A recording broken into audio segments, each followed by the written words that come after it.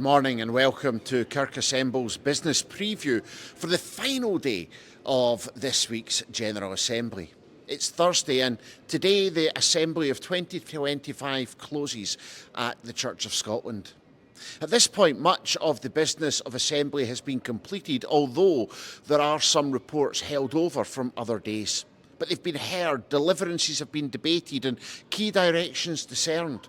But today offers more than just a tidy up. It gives us space to pause, to honour and to look ahead.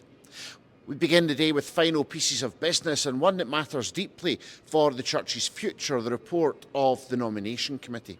This is where the Assembly appoints those who will lead and serve on our national committees in the year to come.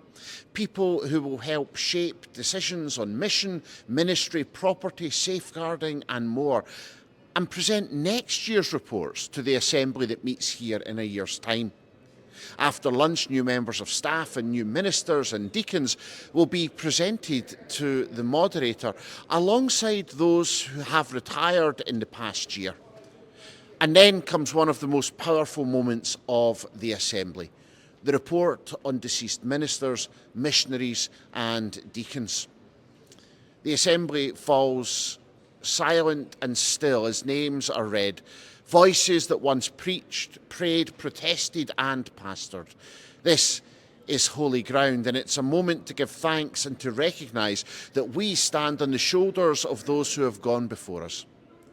We then move into the moderator's closing reflections, a chance for our moderator, the Right Reverend Rosie Frew, to look back on what has been a challenging week and a seminal assembly in the life of the Church of Scotland in this generation.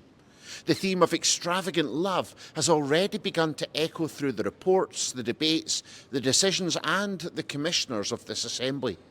And Rosie's words today will hopefully send us into the future with courage and with grace.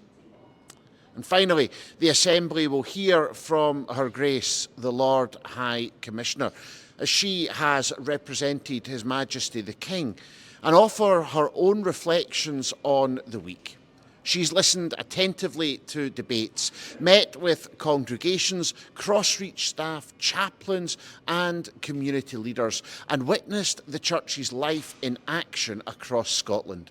It's always good to hear how others see us as a church.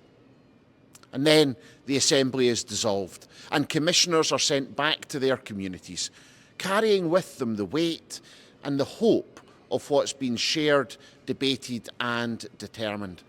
So today is not just an ending, it's a sending of the Church into communities to share the reforming and extravagant love of God. Thank you for journeying with us this week on Kirk Assemble. You can watch the final day's proceedings, as always, at churchofscotland.org.uk. And wherever you serve, may you go with faith, hope, and with extravagant love. God bless you.